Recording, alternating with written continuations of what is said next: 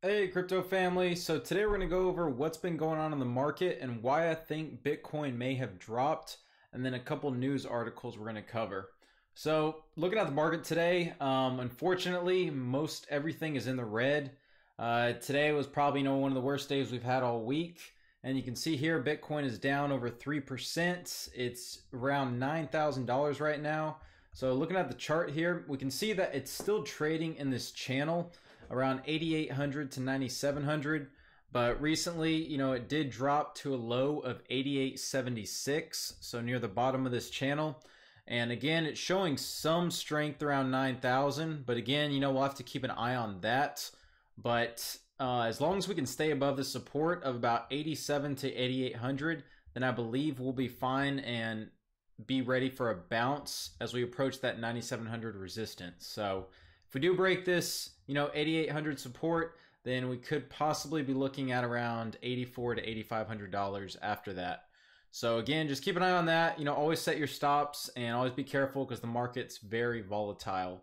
But looking at the coins here, one of the biggest coins that actually had a decline was EOS. So I wrote an article, or made a video a couple days ago and mentioned, why EOS has been gaining so much price recently, and to be careful because anything that rises that fast is it's likely to have a pullback, and that's exactly what happened. So we look at the graph here and you can see this parabolic rise it had all the way to a high of $23, and you can see the RSI was way overbought. So the RSI was near the top, and that's one of the first indications that there's going to be a sharp sell-off, and that's what happened. In a 4-hour period, it dropped from a high of 2250 to a low of 1921. So, over a 10% drop in 4 hours, and then it continued from there. It found its support at this support level here at about $16.50. So that's where the first support line was drawn. And then the second support, if it falls through that, expecting around $15. And then third support, it's bounced off a couple times around $13.50. So again, it may drop further. It did have a big rise, and this just goes to show you any coin that rises that much, that fast, don't FOMO into it. Eventually there will be a pullback. Wait for that pullback, and then buy on that weakness. So I know a lot of people like to use Fibonacci's. So if you draw a Fibonacci chart, from the start of the rise all the way to the top, and then you can expect it'll fall to the 60.618 line. And that's usually where it ends up having a bounce. So if you're using Fibonacci, it's a good rule of thumb to go by. But one of the main things I think Bitcoin, why it did fall, one was just, it's had a nice rise and stuff, and I think it was just some selling and some healthy consolidation. But another reason possibly is, again, I talked about this a couple videos ago, but the Mt. Gox, the Tokyo trustee, basically, who's has all the Bitcoin from Mt. Gox and is selling it on behalf of the clients. Recently, it transferred over $170 million worth of Bitcoin and Bitcoin Cash, and this article is published on April 28th. And basically, what it says is, it transferred that $170 million worth of Bitcoin and Bitcoin Cash from the members' wallets, which immediately prompted speculations that the crypto giant will perhaps soon engage in business again. And it says some of the crypto community has been a bit worried about the recent movement of Bitcoin out of the Mt. Gox settlement wallets. Then there's some tweets here, and one says 130 million tethers released and thousands of Bitcoins sent by Mt. Gox trustee for selling. The next couple of days should be pretty insane. Volatility incoming. And that was April 26th. And we have seen some volatility in Bitcoin since then. So as you can see here, we have seen a lot of volatility, and possibly could be maybe due to some of that selling.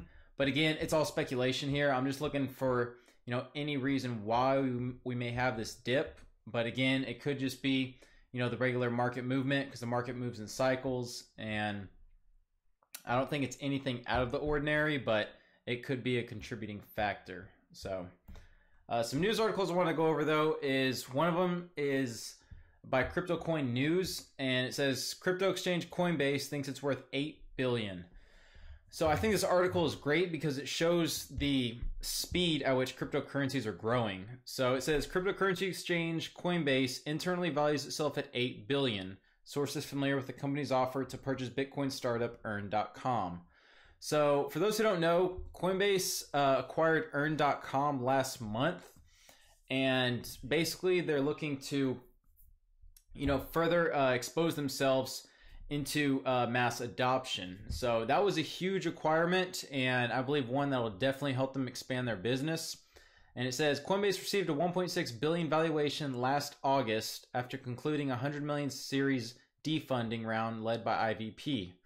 And it says this made the company the first crypto unicorn and cemented its place as one of Silicon Valley's most coveted investments. So basically, Coinbase kind of came onto the scene and was immediately seen as one of the most successful businesses for cryptocurrencies, and kind of opened the door to more people getting into cryptocurrencies. So it said it was ranked in more than $1 billion in revenue in 2017.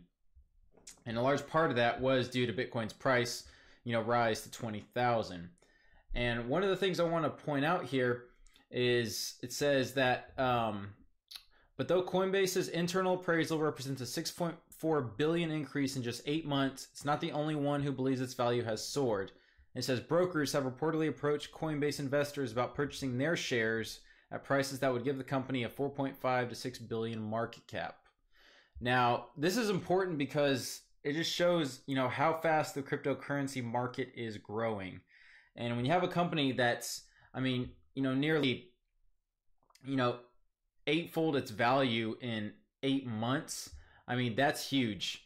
And for a company to be growing that fast, and that just shows you, how many people are investing in cryptocurrencies and just how much adoption is happening. So, if this same rate of adoption occurs, then there's no telling how high we could be by 2020.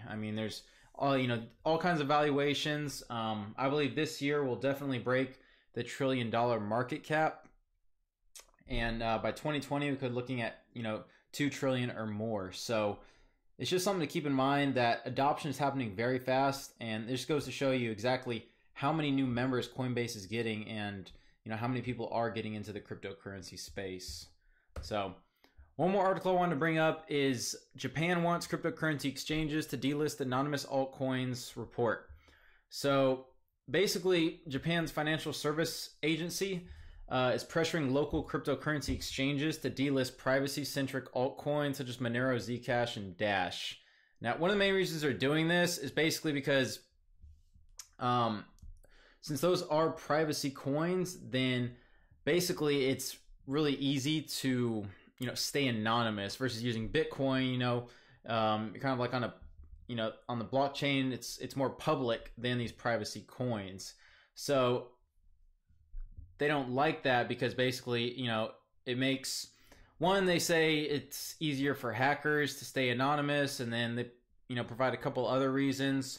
But again, this is a touchy subject because these privacy coins are really popular for that reason. People don't want their their identity and stuff just thrown out there. They want privacy, and they want to feel safe and secure. So it's a double-edged sword, and what I can see where they're coming from. I don't know if it's right to ban these coins from trading or have cryptocurrency exchanges delist them. So this will be interesting to see exactly what happens with this. But it says Japan's licensed cryptocurrency exchanges recently formed a self-regulatory body that will have enforcement power over its members. So it said the organization may curate a whitelist of cryptocurrencies that exchanges are allowed to list, which will provide the FSA with an easy avenue to pressure exchanges to delist crypto assets, of which it does not approve without having to codify the prohibition into official policy. So again, just one of those things that we'll have to see what happens and how it plays out. But, just keep that in mind. If this does happen, you may see a drop in these coins. Depending, those people who are on those exchanges could move over to different exchanges and buy them. So, it's anyone's guess what could happen, but just something to keep in mind if you are trading these coins. Just always set your stops and just take profits accordingly. But with that, that was pretty much all I had for today. So again, not that fun of a day in the crypto market, But again, use this to take advantage of these cheap prices. It's not financial advice, just my opinion, but a lot of times whenever the market does dip this much, it typically rebounds a couple days later. So keep that in mind. Again, set your stops, take profits accordingly. But yeah, this is the time when most of the money is made on these big dips whenever people buy them. So with that, hope you enjoyed the video. If you did, please give it a like, comment if you have any questions, and please subscribe if you haven't. Till next time, thanks for watching.